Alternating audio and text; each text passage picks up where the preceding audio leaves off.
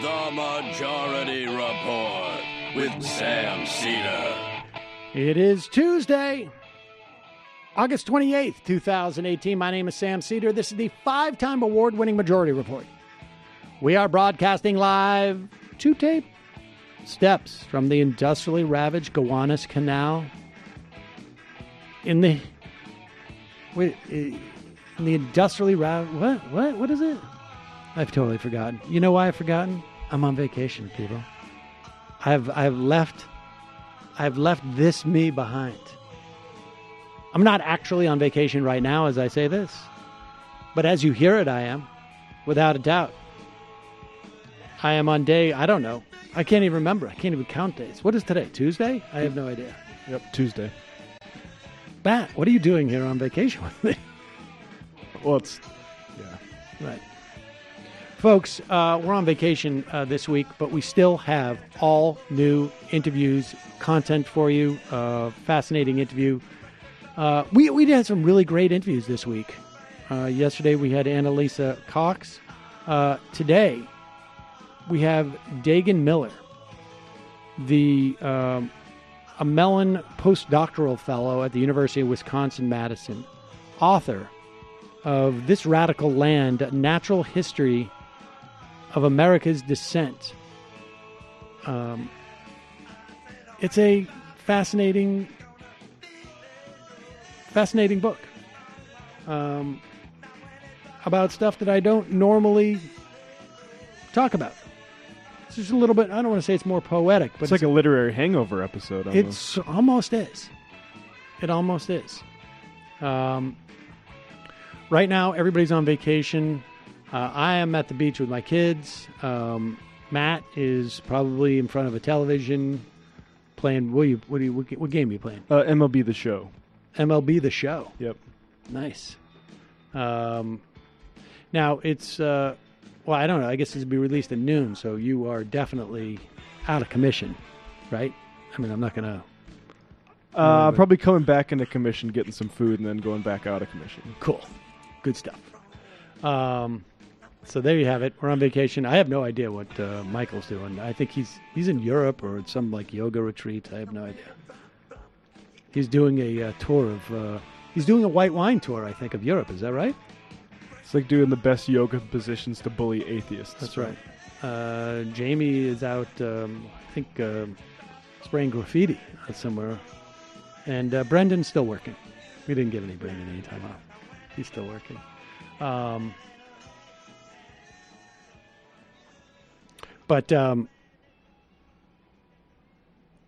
Folks, just remember, this program relies on your support. You can become a member by going to jointhemajorityreport.com, jointhemajorityreport.com.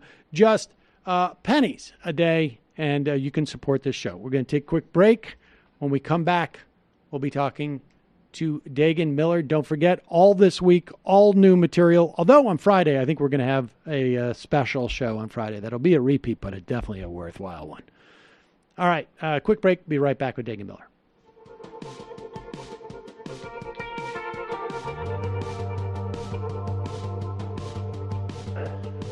We are back. Sam Cedar on the Majority Report on the phone. It is a pleasure to welcome writer, historian, and author of This Radical Land, A Natural History of American Dissent, Daegan Miller. Daegan, welcome to the program. Hey, Sam. It's my pleasure to be here. Okay, Daegan, let's start with just the broad concept of radical environmentalism. What does that mean? Yeah, sure. It's a great question. One way I think to begin getting at that, an answer to that question, is to ask what is environmentalism. And I would say that, especially in a U.S. context, environmentalism tends to be, the politics of protecting the land, animals, natural resources, things like that. There are a couple of different branches of radical environmentalism, but one of them is one that reads humans into the picture. And the branch of radical environmentalism that I'm most interested in radical environmental thinking, is one that has pretty old roots and that essentially has the root proposition that you can't have freedom, equality, and justice on the social sphere unless you also have, sort of an environmental ethics that, really privileges responsibility, allows for the natural world to have a degree of autonomy, these sorts of things, that the natural and the social are always interlinked. In terms of that interconnection between and what you the 4 essays that you write about talk about this sort of integration of humanity into nature and not seeing these things as separate in many respects and sort of all part of a whole. That relationship between the way that humanity is to interact with nature, is that what derives? In other words, like what is downstream from which, I guess, is what I'm asking. The ideology, like almost the political, social ideology, or is it the sort of perspective on nature and its relationship to man? This is a great question, and it's one of the things that I think radical politics and thinking about radical politics has been debating for at least 2 centuries and probably longer, is where the core exploitation is, where the exploitation is, right? Was the first exploitation racial, and everything descends from that, or gendered, or humans over nature? My thinking is on this is actually derives from a radical feminist named Val Plumwood, and she says that that question of which is the first exploitation, the ancestor exploitation, is kind of the wrong question. The question to focus on is the question of exploitation itself, right? And that if we focus on exploitation itself, the problem of exploitation, all of a sudden you start to see these connections that, stripping the land of its timber, and minerals to make as much money as quickly as it can, has a racial side to it. It has violence against women or non-binary people. It has that side against it going forward. It has a class side to it. So I would say that it's that the problem to focus on is the problem of exploitation, and I couldn't put my finger on whether society is downstream of nature or nature downstream of society. I would want to focus on that sort of wholeness. So the issue is the dynamic, and then where just viewing where it plays out, I guess. Exactly, and let me give you an example that comes from the 19th. So the book is set in the 19th century, from about 1840 to about 1900. And one of the things that I take up in the book is the problem of slavery and racism in the U.S. It's traditional for obvious reasons to see slavery and racism as social questions, right? But they were and continue to be always environmental problems as well, right? So slaves in the U.S., the institution of slavery was all about wringing as much profit from, especially cotton agriculture, as you possibly could. Cotton agriculture was just horrible for the land. It stripped all the nutrients from the land quite quickly, rendering the land sort of sterile, which is part of the reason slave owners were always looking to move west. Of course, looking to move west, there were already people living in the West, the American Indians. So part of the reason we get the wars of manifest destiny, the imperialist wars in the 19th century U.S., is that slave owners needed more land to have their slaves, their brutalized slaves, work to continue to wring more money out of the land. So is something like slavery and manifest destiny a social question? Absolutely. Is it an environmental issue? Yes. Is it both of these things at the same time? Yes, right? And you can't, part of the histories that I recover are of people in the 19th century who are saying you can't, if you're just addressing one arm of these things, either the social or the environmental, you're missing the roots on the other side, and those roots will grow back, right? They will sprout again if you don't get them out. And that's what makes this a story of radical environmentalism, histories of radical environmentalism. And just before we sort of jump into the book itself, but just so that I can understand that last part about the roots, that the idea is that the concept that one can be in a position to and should and is rewarded, I guess, for being as exploitive as possible, whether it's fish, fowl, human, or the land is fundamentally the problem, and you need to address it in all of its manifestations, or it will return to those areas that you think you fixed. That's exactly right. Okay. Well, go ahead. Oh, sorry. Go for it. All right. Well, let's jump into the book, because one of the aspects of the book, it's sort of each of the essays in some ways sort of emanates out of trees in some fashion or another, and you start with Thoreau and his and particularly his job as is a cartographer or a surveyor, I guess, and that's right. Introduced the notion of a witness tree. Will you tell us about what a witness tree is, and what was it about Thoreau's job as a surveyor that sort of, I guess, you found provided you this opportunity to address this notion of the land? Absolutely. So the witness tree, the idea, the phrase witness tree is this old surveyor's term. And the idea was that when property surveyors were figuring out, the boundaries of a person's property, where one person's property ended and another began, they'd chop a mark into, say there was like a big oak tree right on the boundary. They'd chop a mark into that oak tree. And the idea is that mark would last, an oak tree can live hundreds of years. So that mark would last much longer than the surveyor, possibly longer than the surveyor's map. And it would actually write into the land itself, here my property ends, here your property begins. What I want to do with the book is sort of riff on this term witness tree and ask, to use the material surveyor's tree, and I'll get back to that in just a second, but to pull back a little bit and ask,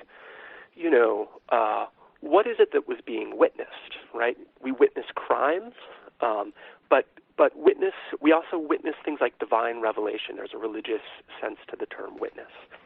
Witnesses can be passive, you just happen to see something, or witnessing can be active, right, to bear witness to something, to actually give testimony to something. So the way that I start is with Thoreau as a land surveyor, and this was one of the great pleasures of writing a book and doing research is, just learning. It's sort of the pleasure of fiction in some ways, sort of getting to get deeply involved in the aspects of another person's life that you never knew existed. Many of us don't know that Thoreau, in his own time and place, was a very well-known property surveyor. And one of the things that he did, we also think of Thoreau as sort of, an anti-capitalist radical. So there's some tension here that Thoreau was the guy who figured out the bounds of private property. He was also the guy who hated the idea of private property. And so what I do in this chapter is I really look at a couple of maps that he wrote, a couple of maps that he drew and a couple of his essays that are really rich with cartographic description. And what I find is that he's using the technology of surveying sort of against itself, not just to make claims about who belongs where, right? Which people belong where, which property belongs to which people, but to actually blow those claims up, and in some cases to say that these, nature belongs in this one place. And I'll give you an example. The chapter really revolves around this amazing map that I found, this 7-foot map that he made of the Concord River. And the map is totally bizarre because, in one way it looks like any map you've ever seen of a river. There's the outline, there are the town outlines. But when you get close to it, Thoreau took hundreds and hundreds of notes about, which plants were in what specific place along the river, which trees, that he marks a witness tree on the map, where they were along the river, where the good swimming holes were, all these sorts of things. And what he's done is he's made a map of the Concord River that is deeply, deeply specific to one time and one place.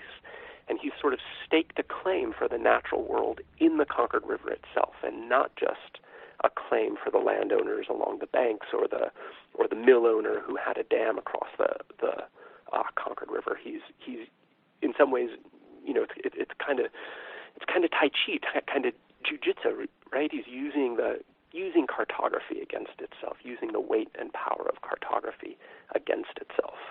So he's basically saying that all of the incentive and impetus to draw this map as a way of ultimately divvying up and almost in creating property out of it in some ways. This map basically is just arguing that, nice try. Yeah, exactly. And part of the context that's important here is, so he draws this map in 1859. The Concord River is just upstream from the famous Lowell textile mills, right, which are the epicenter of the American Industrial Revolution. Now, it's important to note that the Lowell textile mills, relied on local labor for their factory, but they were spinning cotton into cloth. So they were also deeply dependent on the slave economy, right? Now, the Lowell textile mills, they were driven by water power. And so the mills had thrown these dams across all the area rivers to harness this power. And the argument that the mill owners were making is that actually capital, that industrial capital, that the factories essentially owned the river, right? And Thoreau was horrified by this. And so when he makes this map that says essentially that the river owns itself, that the river is owned by all the living things, not just the human living things, but all the living things that line its bank, it's a real, he's really contesting the right of corporate America to lock up the things that, that exist in the common. Was this picked up upon? I mean, were folks who had commissioned this and were using it were just like, you've got to be kidding us. Yeah. Okay. So this is a great question. Thoreau was the backstory to this chapter is that Thoreau was commissioned. Okay. Let me start again. The backstory to this chapter is that the mill owners had flooded, had thrown up this dam to flood the river to provide more power for their mills. But Concord was an agricultural town, and when the mill owners threw up this dam, it flooded a lot of the agricultural fields, and the farmers sued the dam company. And the first lawsuit happened in the late 18th century. Lawsuits continued for about a century. Fast forward to 1859, and the area farmers hire Thoreau to survey the river. But they don't want a map. What they just want is a chart of statistics that will hopefully tell them that the river is flooding because of the mill owners, and that the state should tear down the dams. Thoreau does that. He comes up with this table of statistics. It's this I'm not a statistics person, but this table is extraordinary when you see his hand-drawn manuscript of it. But Thoreau, while he was coming up with this table of statistics, he realized that he was missing the main story. So he came up with this map himself. He wasn't commissioned to do it. No one's entirely sure what the ultimate purpose of this map was going to be, but there's speculation, and I would agree with this, that had Thoreau lived, he died at the age of, I think he was like 46, he died of tuberculosis. Had he lived, another decade or so, this map in the Concord River would have been an important chapter or important section in whatever his next book was going to be, Walden 2.0 or whatever. Interesting. Yeah. And so he never sort of, weaponized this. I mean, maybe that's the wrong word to use that, but he didn't. It was really ultimately just a reflection of a different vision of seeing. I mean, I guess the river, but more broadly, seeing nature. Yeah, that's right. Though I will say, though the map doesn't show up, in any of his published writings, or didn't, never made it into the newspapers or the journals of the time, a lot of the writing at the end of his life is really intensely focused on the problem of private property. So you can see that he's thinking through these contradictions and these problems. And he says he says at one point that the original founders of the town of Concord should have laid out all the land along the river so that it could be owned in common in perpetuity, right? So you're right. He never, it wasn't. God, it probably wasn't until the 1980s or so that folks started, maybe even later, maybe the 90s, that folks started realizing that the 7-foot river map really even existed or paying much attention. Wow. And they certainly didn't in the 1850s when Thoreau drew it. All right. Well, let's move on to the second essay, which is about a settlement in called Timbuktu. It was in North Elba, New York, which is up near essentially like the Adirondacks, right, in the Finger Lakes maybe area. Yeah. And north of the Finger Lakes, yeah. And this is a group of African American pioneers who were recently, I guess, either freed or they had bought their own freedom in the mid 1800s. And I should say, I just did an interview the other day with someone, I don't know when it will be played relative to this one, but about the Northwest Territory. And that by 1850 or so, there was almost 60,000 African-American pioneers who had their own property and voting rights in that area. And that, of course, was more like Ohio, not the Northwest Territory as we might think of it today. But so who were these folks and what were they doing there at Timbuktu? Yeah, thanks for it's a great question. And, for whatever reason, we've tended to forget these stories of either African-American pioneers or African-American utopians who lived in communes. So the story is this. The story really begins with this guy, Gerrit Smith. Gerrit Smith was one of the most important radical abolitionists of his time. And he was really, really rich. Like, he was kind of the Jeff Bezos of his era, kind of rich.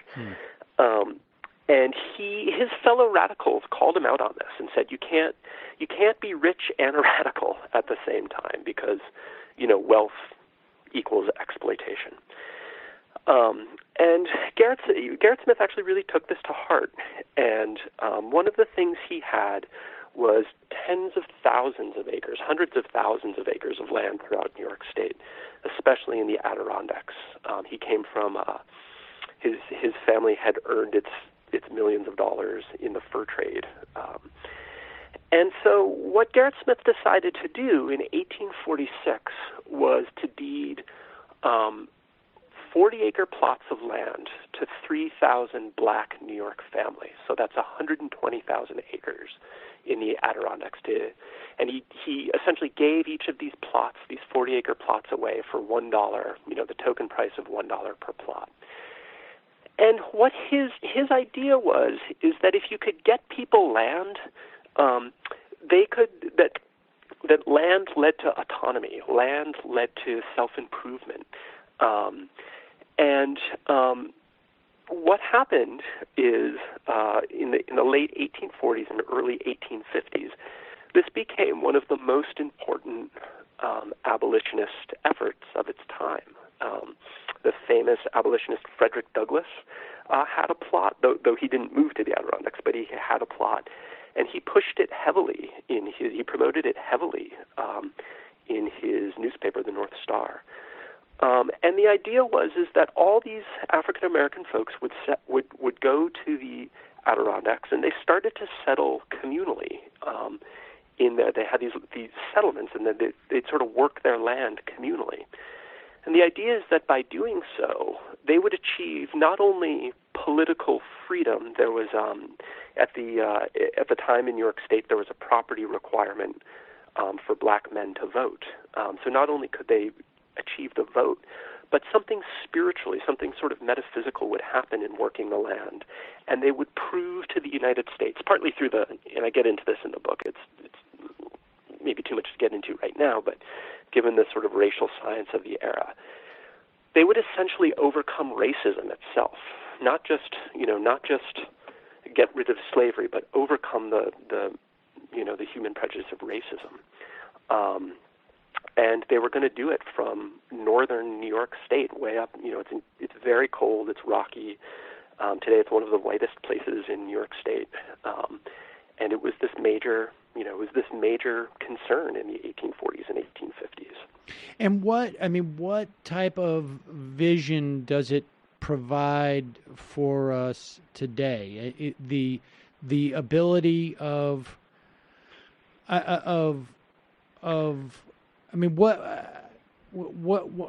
what does that provide us in terms of the relationship between, because obviously the attempt is we can prove that we're as capable as white people, which there's still people I think today obviously who hold those, but broadly speaking, that is just the attempt is almost sort of deemed offensive on some level, right? But what does it mean for us today? That attempt in that time. Part of it is the example of mutual aid, right? So this wasn't just a couple of people randomly working hard on their own project. They founded communities. They were working hard together. And although it was predominantly African Americans, some free blacks from New York City, some escaped slaves. There were also some white folks who joined the community or helped the community, so there's a broad sort of human mutual aid. But the other part that's really important is that the Adirondacks at that time were known as the Great Northern Wilderness. The idea of wilderness in the 19th century U.S., there are many, let's say there are many different competing notions of what wilderness is. But one of them comes from this black tradition that wilderness is not just, the howling, empty, Grand Canyon or, Rocky Mountains or something like that. But wilderness is this place of potential, and it's this place of refuge. It's this place of respite. Right? It's a place where do you go if you're a slave? Where do you go to get away from the master? You head to the woods, to the wilderness, right?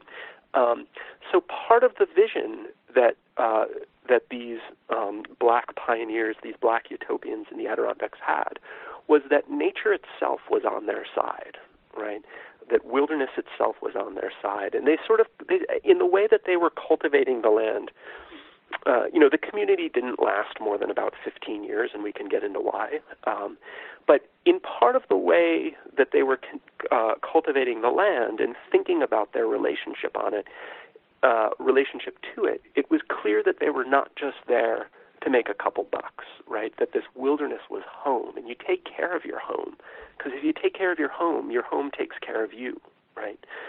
So it's this real alternative to the idea of either the plantation economy in the South or manifest destiny in the West, that we're going to violently take over this land from the Indians.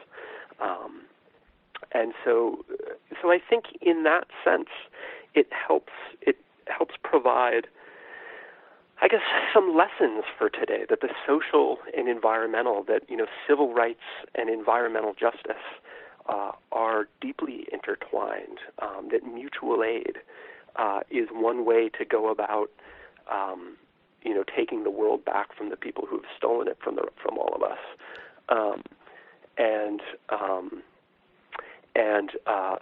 that it very deeply depends on what we're doing with the land, how we're living on it.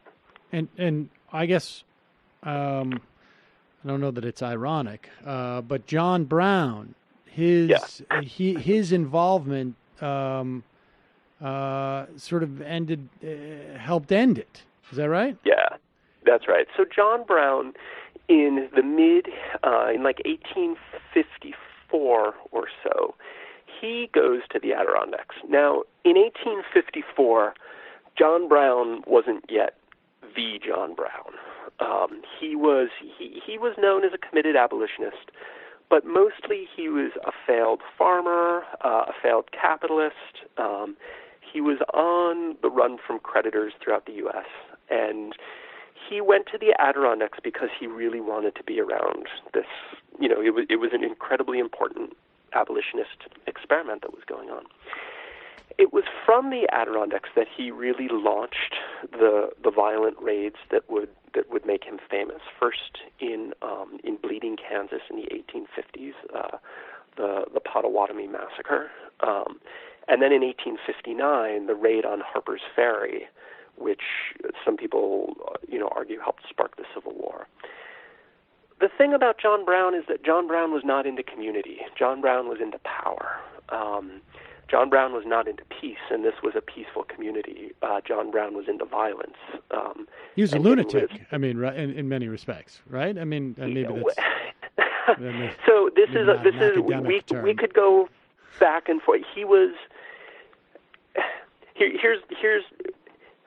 There's no way to classify John Brown that's not instantly right. Controversial. Yes, and yes. Controversial. So a lot of people think he was a lunatic. A lot of people think he was a martyr. I think what is true is that he was very interested in power. He was very interested in violence, and he literally believed God was talking to him and telling him that he, John Brown, was God's avenging angel, and that he, John Brown, was going to wipe slavery from the earth.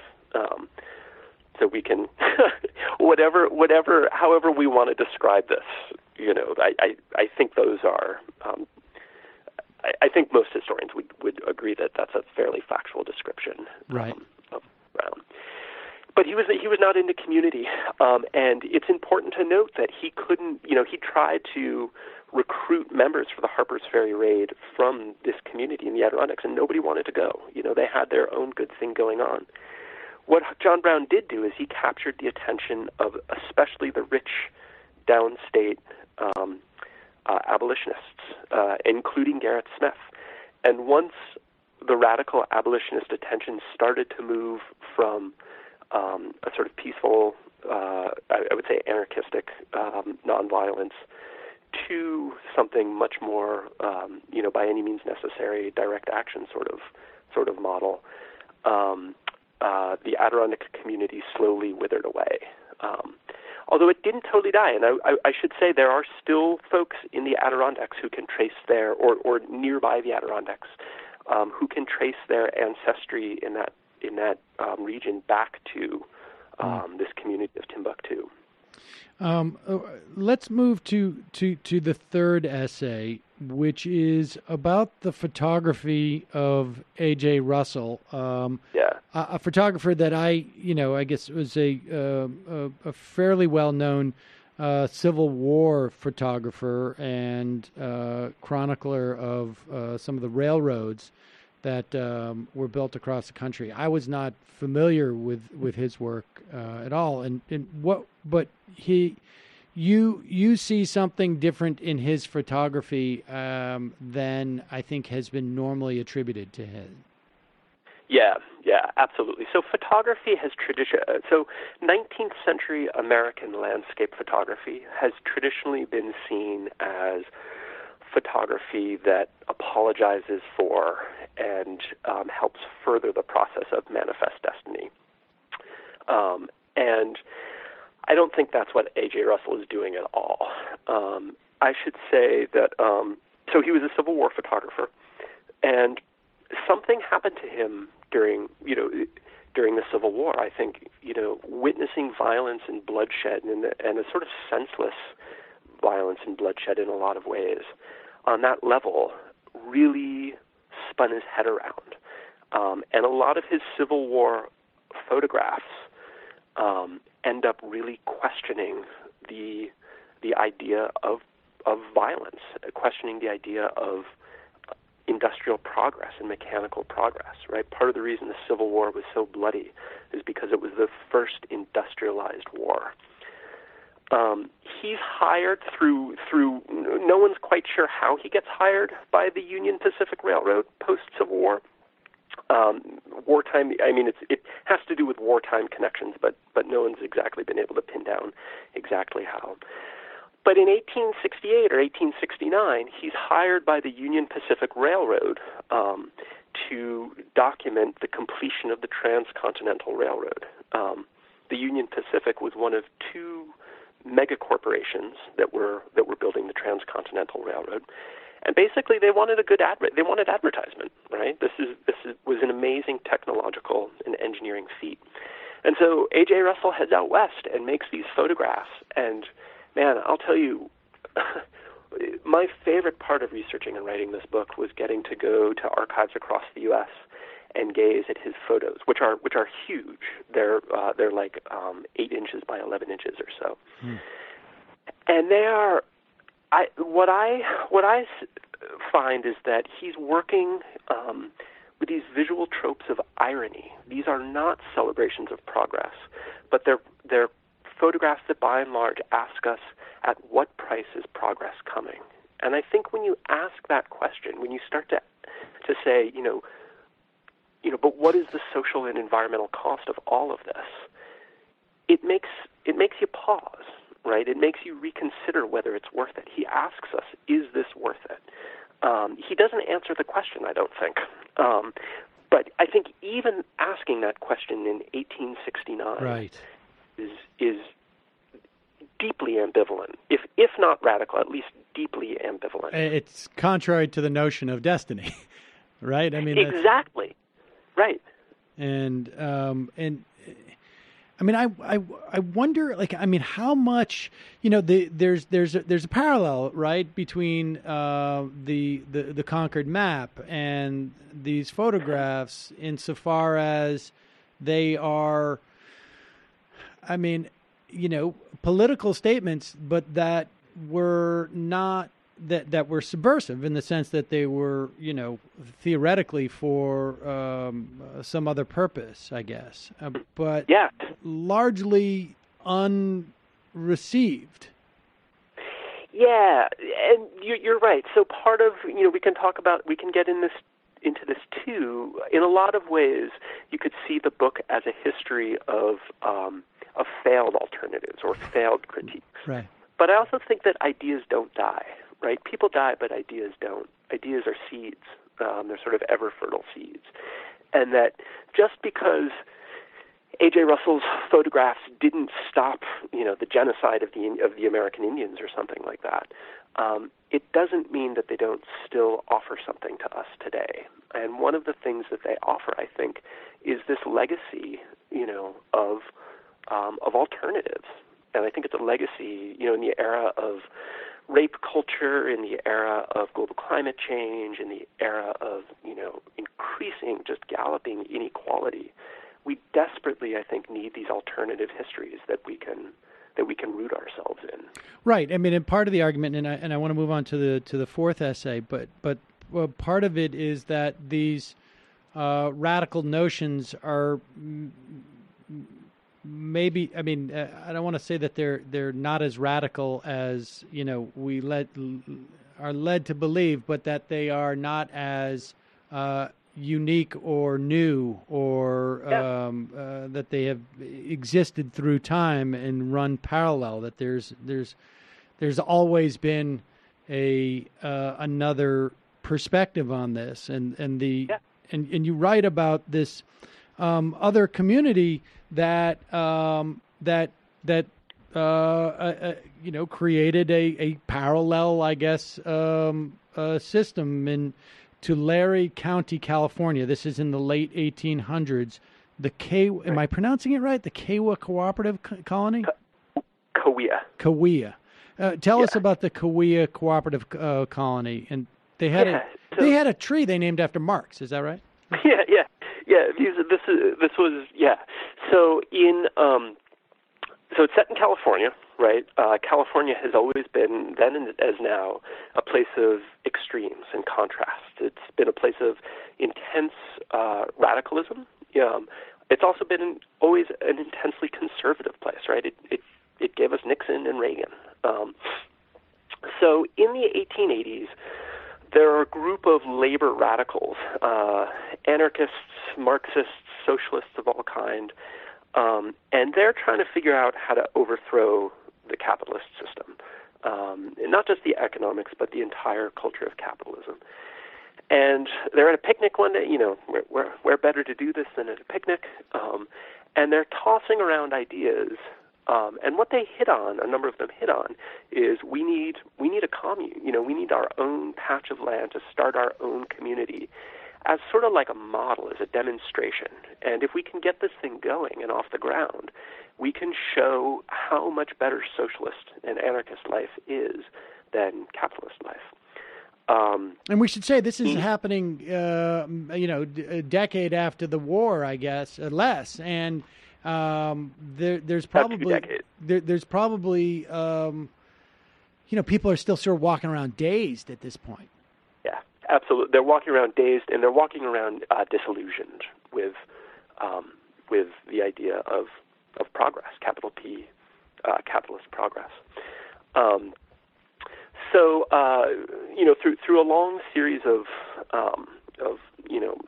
happenstance, they end up getting they end up finding this area on the foothills of the Sierra Nevada mountains in what is now Sequoia National Park, in this huge grove of sequoia trees, including the biggest tree in the world, and they sort of provisionally get title to this land.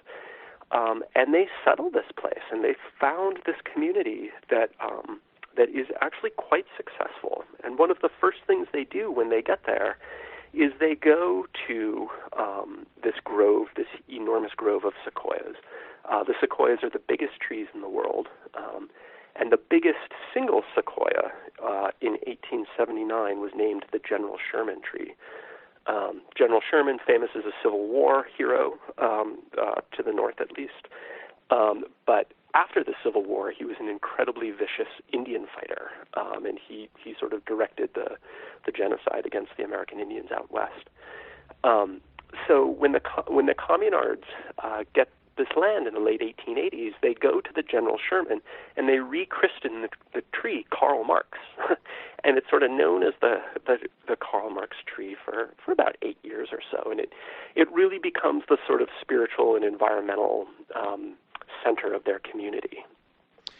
And so they also tried to. I mean, I don't know how really to describe this. They tried to undercut, I guess, the logging industry by like sort of outlogging them in some way. Yeah. So the big question, of course, was like, how was this community going to run, right? How were people going to eat? What were they going to do for work?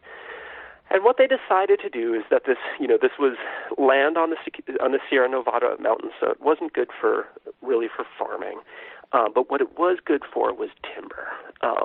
And the Sierra Nevadas were being sort of stripped of their timber, in part because, what we now call this, the Central Valley, phenomenal farming land, but very, very little timber. So what was happening is that the Southern Pacific Railroad was making a huge amount of money running logging camps in Northern California and Oregon and Washington and shipping lumber from the Pacific Northwest down to the Central Valley, and just charging people who needed lumber an arm and a leg to buy this stuff. The idea that the socialists had is that they would be logging much closer to the market, and they would be they wouldn't charge profit, right? They would essentially charge just what they call the life cost to produce this lumber, and vastly undersell the capitalist logging firms. And I should say that the Koreans weren't interested in logging the sequoias. The sequoias were actually too big to be cut down using the saws of the time. So when other logging corporations wanted to cut them, they usually had to blow them apart with dynamite first, and then cut those chunks up into usable pieces. The communards were going to leave all the sequoias, and they were going to cut the more marketable and easier to work, like sugar pines and white pine and some of the other species that were there. And they had what we would call a sort of permaculture, sustainable forestry scheme going on. One of the things we tend to do, and I think when we think about utopians, is we're like, pie in the sky, dreamers, they're never going to make it work. The Kuwains were actually making a good go of this, and were getting a lot of attention. And one of the people who paid attention was the owner of the Southern Pacific Railroad.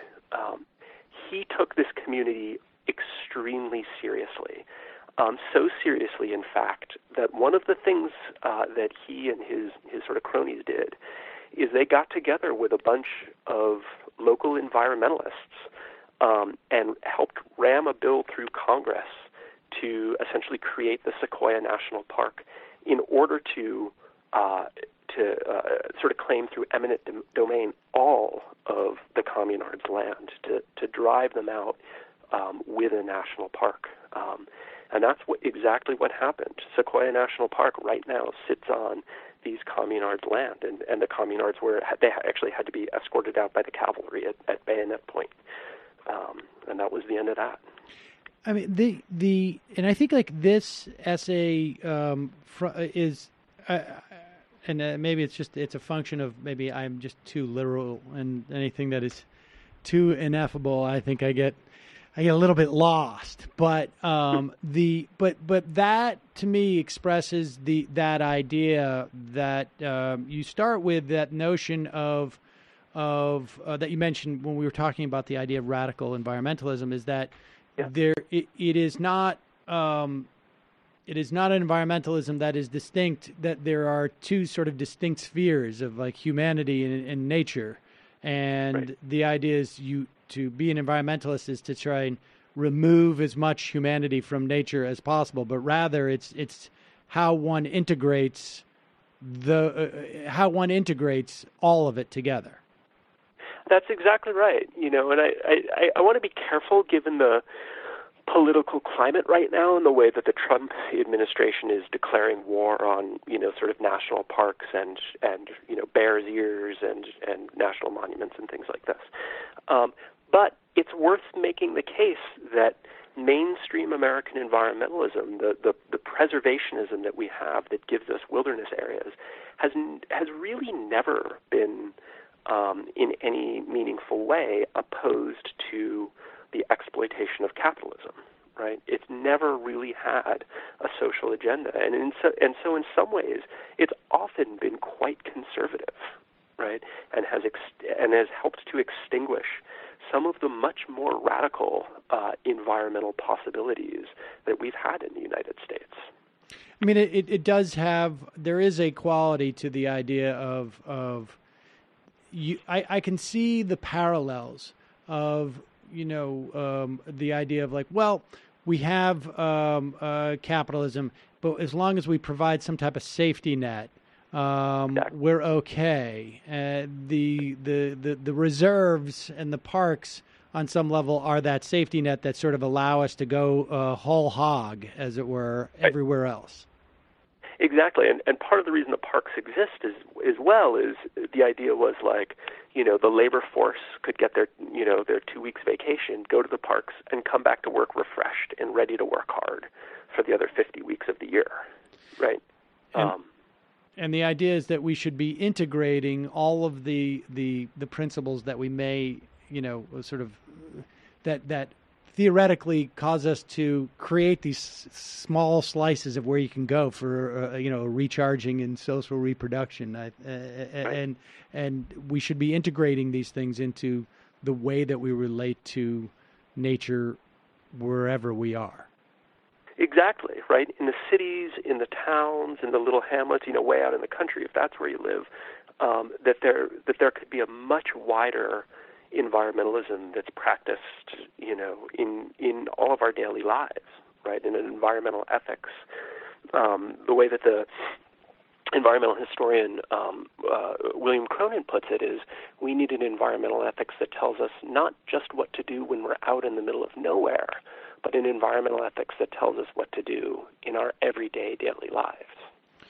The book is This Radical Land, A Natural History of American Dissent. Daegan Miller, thank you so much for your time today. I really appreciate it. We will put a link to This Radical Land on our site at majority.fm. Thanks again. Thanks so much, Sam. It's great being with you.